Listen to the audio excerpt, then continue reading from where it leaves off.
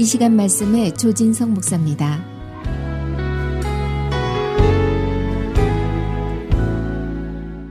시기를 바랍니다. 어떤 분이 기도를 하는데 가만히 옆에서 들어보니까 이렇게 기도를 합니다. 하나님, 저에게 10만 불만 주신다면 반드시 10의 1조를 드리겠습니다. 10만 불만 주시면 제가 1만 불 꼭 11조로 바치겠습니다. 만일 제 말을 못 믿으신다면 11조 만 불을 미리 떼시고 저에게 9만 불만 주십시오. 그렇게 기도했다고 합니다. 여러분, 하나님의 축복을 많이 받으시기를 주님의 이름으로 축복합니다. 하나님은요, 하나님의 백성들이 진정으로 복을 받고 누리기를 원하십니다. 저와 여러분이 하나님이 주시는 그 복을 충만히 받고 또 누리게 되시기를 다시 한번 주님의 이름으로 축복합니다. 자, 그런데 문제는 이 하나님이 말씀하시는 복과 또 내가 받으려고 하는 이 복이 같으냐라고 하는 것이 중요합니다. 즉, 복의 근원이 되시고 실제로 그 복을 내려주시는 그 하나님께서 가르쳐 주시는 그 복의 의미를 잘 깨닫는 것이 하나님의 복을 받는 사람이 제일 먼저 해야 할 일입니다. 사람은 누구나 다 복 받기를 원하고 있어요. 정말 모든 사람들이 다 복 받기를 원합니다. 그런데 사람들이 얘기하는 그 복을 가만히 들어보면 주로 이 소유로 생각하는 그런 경향이 있는 것 같습니다. 돈을 많이 소유하고 또 성공을 소유하고 어떤 인기와 명예를 소유하는 것을 복이라고 생각한다는 것이죠. 그렇다면 이 성경에서 말하는 이 복이라고 하는 것이 무엇일까? 오늘 본문에 보니까 이 복이라고 하는 단어가 나옵니다. 본문에 등장하는 이 복으로 번역되어 있는 이 히브리 단어는 아슈레라고 하는 단어인데요. 이 아슈레는 번영하다, 또 성공하다 그런 의미도 있지만은 그 원뜻, 이 primary meaning이 있습니다. 그게 뭐냐면 곧다, 똑바르다 이런 뜻입니다. 즉 곧게 길이 뚫려 있는 것을 연상하면 되겠습니다. 어떤 길일까요? 바로 하나님께로 난 길, 하나님께로 향하는 그 길이 아주 똑바르게 아무런 장애물이 없이 똑바르게 곧게 뚫려 있는 것을 말하는 것이죠. 그래서 내가 무엇을 소유했느냐라기보다는 하나님과의 관계에 초점이 맞춰져 있는 단어가 바로 이 아슈레라고 하는 복이라고 하는 단어입니다. 관계에서 오는 영적인 복을 끊임없이 성경에서는 말하고 있습니다. 또 이 아슈레는요, 관계의 복이다 보니까 이 거리의 개념도 들어있습니다. 즉 멀리 있다가 점점 거리가 가까워지는 상태가 복이라고 하는 것이죠. 똑바로 길을 가다 보면 목적지에 점점 더 가까이 다가가게 되는데 그 목적지가 어디입니까? 바로 하나님이십니다. 그래서 하나님과 나와의 그 거리가 점점 좁혀지는 것, 그것이 바로 아슈레의 복이지. 오늘 읽은 시편 65편 4절 말씀 한번 다시 한번 보시기 바랍니다. 주께서 택하시고 가까이 오게 하사 주의 뜰에 살게 하신 사람은 복이 있나이다. 우리가 주의 집 곧 주의 성전의 아름다움으로 만족하리이다. 우리 주님께서 우리를 가까이 선택하셔서 가까이 오게 하셨다는 거죠. 하나님께서 점점 우리를 가까이 하게 하신 다음에 나중에는 주님의 뜰, 그 안에서 살아가는 상태를 복이라고 말씀하시고 있습니다. 주님의 성전 뜰 안에서 오늘 말씀에 나와 있듯이 그 아름다움, 성전의 아름다움을 누리고 있는 모습이 복인데, 이 아름다움으로 번역되어 있는 이 히브리 단어는 토우브라고 하는 단어를 씁니다. 이 토우브는 선함, 기쁨, 만족 이런 뜻이 담겨 있어요.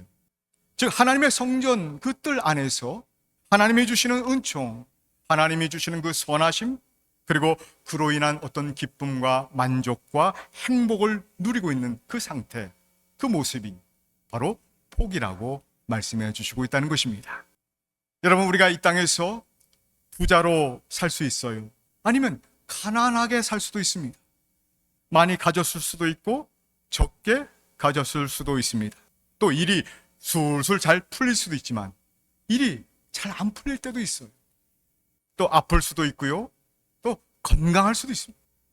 그런데 성경에서 가르쳐 주시는 복은 그런 조건이나 소유와 상관이 없이 하나님과의 관계, 즉 하나님과 점점 가까워져서 하나님이 거주하시는, 하나님이 거하시는 그 주의 성전의 뜰 안에서 정말 그 선하심, 하나님의 그 인자하심, 그것을 충만히 누리는 그것이 바로 토부, 아름다움을 누리고 있는 상태. 여러분, 은혜 받으면 우리가 기쁨이 넘치잖아요. 세상 걱정, 근심, 모든 문제들이 작아 보이기 시작합니다.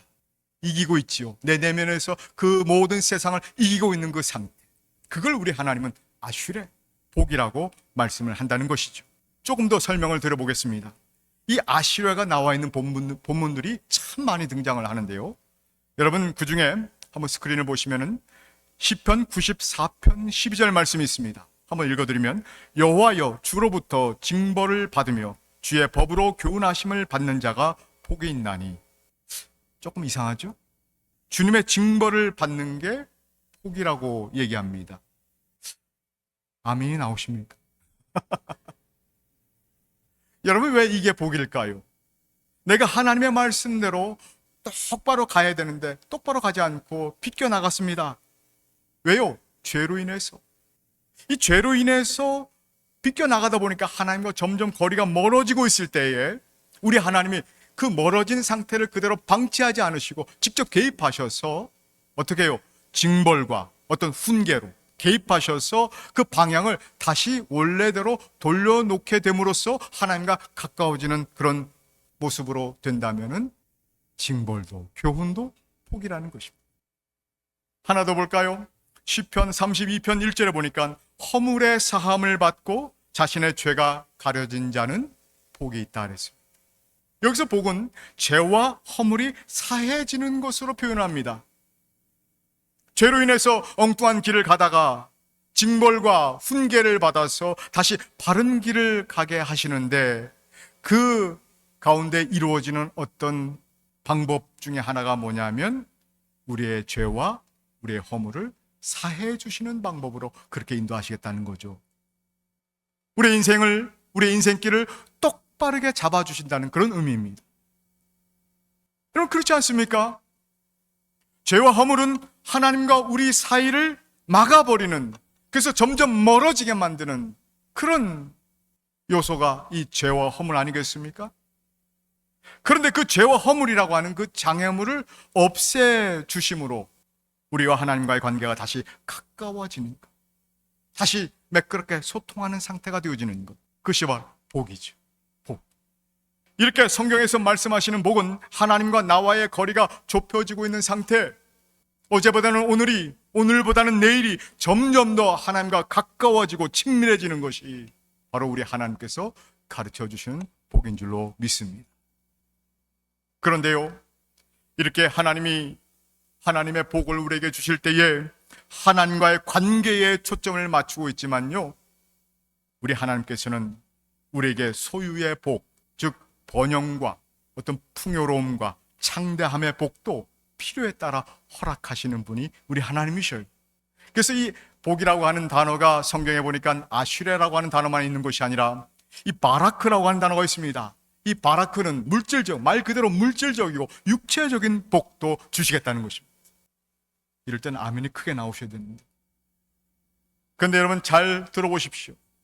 그래서 여러분 꼭 영적인 복, 관계의 복을, 이 아슈레의 복을 강조하지만요, 이 소유의 복에 대해서도 굳이 외면하거나 알러지 반응을 보일 필요는 없습니다. 허락하시면 받아 누리면 되는 것이죠. 근데 여러분 잘 들어보십시오. 너무 번영하고 창대해져서 기도할 시간이 없대요. 말이 되죠? 말이 안 됩니까? 이 번영과 풍요 때문에 사업이 너무 바빠졌어요. 너무 바빠서 성경을 읽을 시간이 없답니다. 이 바이어들이 주로 시간을 잡는 게, 스케줄을 잡는 게 주로 주일을 잡는데요. 자, 이런 경우에 짬을 내서 어떻게든지 주일 예배는 드리지만은 교회를 위해서 봉사하거나 헌신할 엄두도 못 냅니다. 여러분, 이런 경우 이 번영, 이 창대함이 과연 복일까요? 아니잖아요. 만약 번영과 창대와 풍요를 만났는데 하나님과 내가 점점 멀어지고 있다면 그것은 성경에서 말하는 아슈리의 복이 아닌 거죠. 물론 이해는 해요. 사업이 바빠지면 교회 잘 못 나오고 기도 생활도 못하고 성경 못 읽으면 여러분 뭐라 그럽니까? 이해는 돼. 근데 여러분 신앙은요, 이해로 되는 게 아니에요. 믿음과 순종으로 이 신앙의 점프업이 되는 것을 여러분 믿으시기 바랍니다. 신앙의 성장이라고 하는 것은 우리 이성에 담아지는 그런 인생을 살려고 여러분 예수 믿는 거 아닙니다. 내가 부족하고 힘들 때, 내 뜻대로 되지 않을 때 하나님의 능력, 하나님께서 내 인생에 개입하셔서 내가 전혀 예상하지 못했던 놀라운 축복의 길로 인도하시는 그 하나님을 전적으로 믿고 신뢰하는 것이 신앙생활인 줄로 믿습니다. 베드로가요, 고기를 많이 잡았습니다.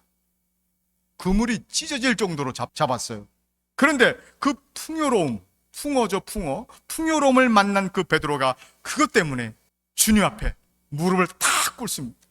그리고 뭐라고 하죠? 옛날에는 예수님을 그저 랍비요, 선생이요 이렇게 불렀는데 이 그물이 찢어지는 경험을 통해서 무릎을 탁 꿇더니 예수님을 향해서 큐리오스, 즉 주여, 주님이라고 고백했습니다. 여러분, 이 풍요와 번영이 무조건 나쁜 게 아닙니다. 무슨 말이냐면 물질이 주어져도 썩지 않게 하는 사람들이 있다는 거죠. 풍요로 인해서 와, 하나님이 살아계십니다. 하나님의 사랑을 깨닫고 그 주님께 더 가까이 가는 사람, 물질의 주인은 내가 아니라 하나님이심을 온전히 깨닫고 하나님의 뜻대로 하나님이 진정 사랑하시는 그 영혼 구원을 위해서 내게 주신 그 물질을 흘러가게 하는 사람들도 있다는 것입니다. 하지만요, 반대로 돈이 모아져서 썩게 만드는 사람들도 있어요. 문제는 풍요냐 번영이냐 창대냐 그게 아니라 하나님과의 거리가 가까워지고 있느냐 멀어지고 있느냐, 즉 관계와 방향이 중요하다라고 하는 뜻이 담겨 있는 것이 바로 이 아슐의 복의 의미인 줄로 믿습니다. 둘째 아들 탕자가 재산을 미리 챙겨서 아버지 곁을 떠났습니다. 아버지를 떠났다는 것은 아버지와 거리가 멀어졌다는 것이고요, 더 이상 아버지가 필요 없다는 뜻이기도 합니다. 그러다가 나중에 탕자가 돌아오죠. 왜 돌아왔습니까? 갑자기 아버지가 보고 싶었어? 아버지에 대한 사랑이 너무 애틋해서 돌아왔나요? 아닙니다. 그렇지 않습니다. 배고파서 돌아오는 거죠. 배고파서. 이 탕자는 생각했을 거예요. 야, 아버지 집에 그 많은 일꾼들이, 품꾼들이 있는데 아버지 집에 있는 그 품꾼들도 굶지 않는데 내 신세를 보니까 얼마나 참 처량하고 한탄스러운지. 가지고 나온 재산 다 탕진했고 또 그렇게 나를 좋아했던 친구들도 다 떠났습니다. 세상은 그런 거예요. 만약 탕자가 비즈니스를 해서 술술 잘 풀리고 정말 성공했다면 집에 안 돌아왔겠지요. 그런데 돼지들이 먹는 그 쥐염 열매조차 없어서 굶어 죽을 지경이 되니까 그때서야 돌아왔습니다. 집에 가면 밥 한 그릇이라도 먹을 수 있지 않을까 해서 돌아온 것입니다. 여기서 중요한 것은 그 밥 한 그릇 없는 극심한 가난이 누구와의 거리를 단축시킨 것입니까? 바로 아버지와의 거리를 단축시켰어요. 여러분, 하나님께서 유심히 보시는 것은 우리의 부요함이나 가난함이 아닙니다. 건강한가 병들었나 그거 유심히 보시는 분이 우리 하나님이 아니셔요. 우리는 그렇게 관심이 많은데 부요함을 줬더니 하나님과 더 가까워진다면 베드로처럼 그 부요함을 계속 주실 것이고, 사업이 망하고 가난해지니까 그제서야 하나님과 조금 가까워진다면 하나님은 가난을 때로는 허락하실 때가 있는 것입니다.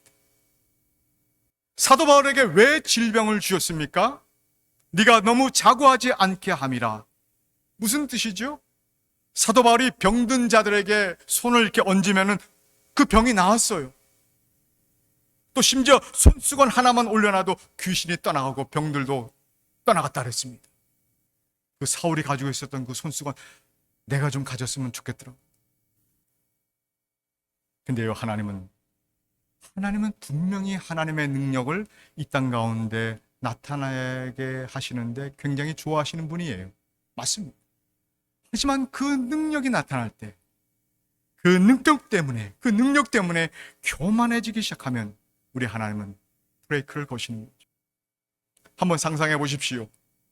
사도 바울의 그 가시라고 하는, 우리가 이제 질병으로 우리가 많이 해석을 하지 않습니까? 그 사도 바울의 질병이 뭐 어떤 사람은 눈병이라고 얘기하고 또 간질이라고 얘기하는 사람들도 있고요. 또 뭐 피부병이다 뭐 여러 가지 설들이 있지만은 그래도 주로 많이 추측하는 것은 간질병입니다. 만약에 간질을 앓고 있었다면 사도 바울이 얼마나 그 병 낫기를 위해서 세 번씩이나, 즉 딱 세 번 했다는 얘기가 아니라 그렇게 수없이, 이 3은 완전의 숫자니까 그렇게 끝도 없이 기도했다는 얘기 아니겠습니까? 근데 그 병이 낫질 않았어요. 만약에 사도 바울이 한참 말씀을 증거하다가 갑자기 거품 물면서 발작하게 될까봐 이 사도 바울이 얼마나 한순간도 긴장을 놓을 수가 없는 거죠. 지금 이 사람이 은혜 받고 하나님을 영접하는 중요한 순간인데 하나님 도와주셔요. 지금 제가 발작하면 안 돼요. 다 거품으로 돌아갑니다. 하나님 저를 도와주세요. 그러면서 주님께 간절한 마음으로 주님을 의지하면서 기도하게 됨으로써 주님께 붙어 있다면 그 간질병이 저주예요? 진짜 복이 무엇일까? 이 바울의 영혼을 순결하고 정말 그 하나님의 능력을 잃지 않게 하기 위해서 그 겸손함을 지켜나가기 위해서 우리 하나님께서 사용하시는 어떤 그 툴이 바로 질병이라는 것입니다. 신앙의 눈을 우리가 조금 더 와이드하게 좀 넓혀본다면 우리가 보고 듣는 것만이 어떤 복의 잣대로 우리가 함부로 접근하지 말고 오늘도 하나님의 말씀을 들으면서 과연 무엇이 복인가를 정확하게 그리고 분명하게 그리고 영적으로 확실하게 깨닫는 은혜가 임하기를 주님으로 축복합니다. 그런 상황이라면 질병은 저주가 아니죠. 오히려 복이 될 수도 있는 거죠. 이 질병이 바울로 하여금 하나님과 가장 가까운 자리, 오늘 말씀처럼 주님의 성전 그 뜰에 머물면서 하나님의 능력이 계속 유지되고 있다면 그 질병은 우리는 복이라고 얘기할 수 있어야 됩니다. 그래서 바울이 뭐라 그럽니까?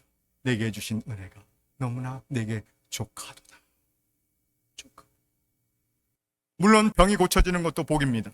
그런데 하나님께서 병을 고쳐주셔서 하나님과 더 가까워진다면 그건 정말 하나님이 인정하시는 하나님의 복이 되는 것을 여러분 믿으시기 바랍니다.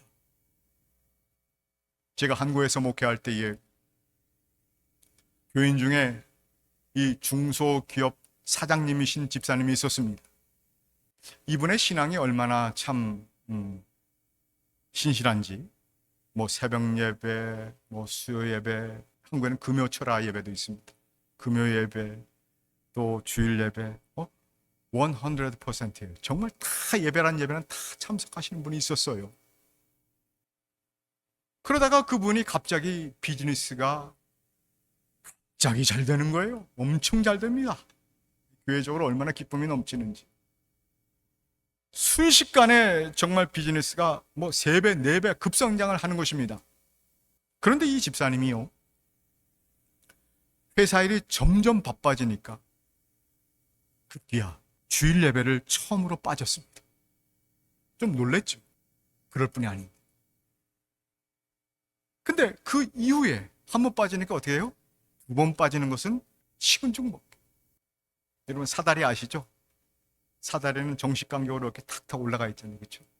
근데 그 살이 하나 빠지면은 그 다음에 올라가려면 이 가랭이가 힘들어집니다.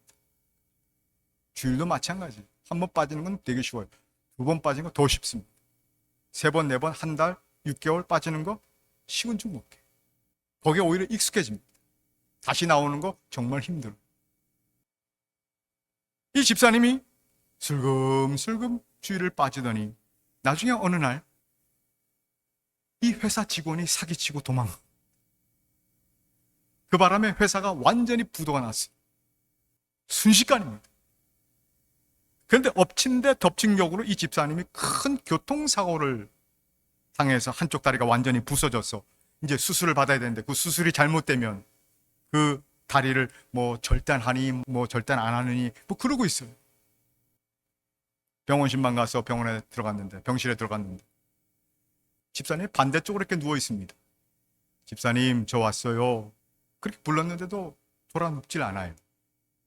얼핏 보니까, 얼굴을 보니까 얼굴이 퉁퉁 부어 있습니다.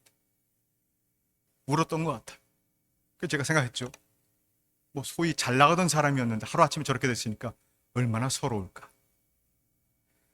근데 옆에 이렇게 보니까 성경책이 펼쳐져 있는데 이게 물을 쏟은 건지 눈물을 흘린 건지 이 성경책이 이렇게 얼룩이 져 있어요. 얘기를 들어보니까 이분이 이제 사고를 경험하면서 또 사업이 그렇게 힘들어지면서 곰곰이 생각을 해보는 것입니다. 하나님이 자기에게 말씀을 하신 것 같다는 거예요. 그러면서 이제 성경을 이렇게 읽었는데 우리가 잘 아는 말씀입니다. 요한복음 3장 16절 말씀.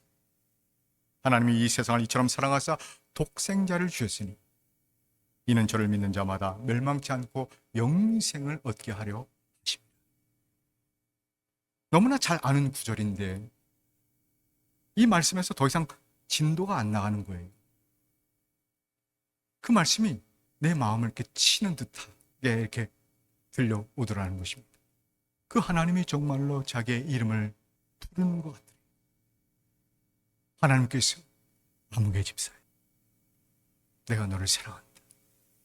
정말 하나밖에 없는 그 독생자, 당신의 전부이신 그 독생자를 너를 위해서 주었다.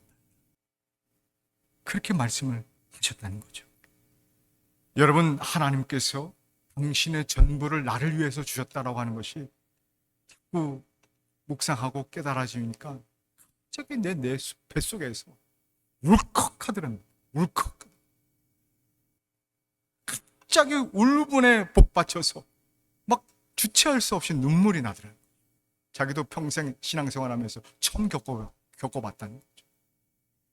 그러면서 자연스럽게 하나님, 제가 잘못했습니다. 하나님, 제가 정말 잘못했습니다.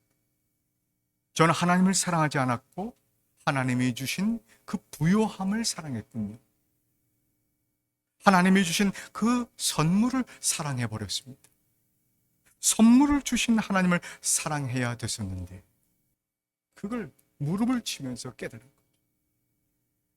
회개의 눈물을 흘렸던 것입니다. 회개는 무엇입니까?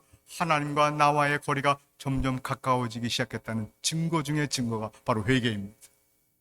아까 뭐라 했습니까? 죄와 허물을 사하여 주시는 것이 복이라고 분명히 말씀했죠. 다리가 복원되느냐 안 되느냐, 절단하느냐 마느냐, 그것이 결정되어지는 중요한 순간이지만은 이분은 하나님의 복을 깨닫기 시작한 것입니다. 이렇게 다시 하나님과의 거리가 가까워지면 그동안 잘 듣지 못했던 하나님의 음성이 크게 그리고 또렷이 들려지기 시작하는데 이게 바로 하나님이 여러분들을 사랑하는 증거인 줄로 믿습니다. 회사는 부도를 맞고 건강은 잃어버렸지만 잃어버렸던 하나님의 말씀이 회복되고 기도가 회복되고 주님을 위한 헌신이 회복되고 또 참된 기쁨과 감사와 만족, 즉 오늘 본문 말씀처럼 아름다움이 회복되고 진정한 복이 무엇인지 다시 한번 깨닫게 되어지는 그 복이 회복되어지고 아멘 할 때까지 밤새야 될 것 같아요. 그렇게 하나님과의 거리가 가까워지고 있는데 바로 그것을 성경 말씀은 그게 바로 나칠의 복, 하나님의 복이라고 말씀해 주시고 있다는 것입니다. 그래서요, 이제는 하나님이 풍요로운 번영을 주셔도 더 이상 하나님과 멀어지질 않아요. 하나님이 창대하게 해주셔도 영적으로 넘어지질 않습니다. 세상의 유혹이 나를 넘어뜨리질 못해요.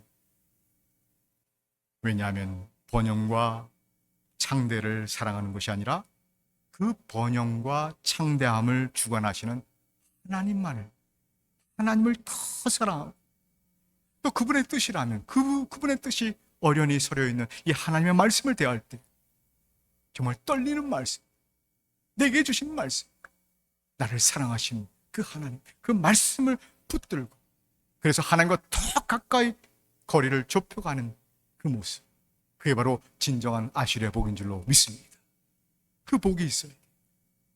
저 여러분도 어떤 상황을 만나도, 심지어 질병과 고난과 가난이 찾아올지라도 모든 상황 속에서 하나님과의 그 관계의 거리를 더 좁혀가는 하나님의 복, 이 아실의 복을 풍성히 누리게 되시기를 우리 주님의 이름으로 축원합니다.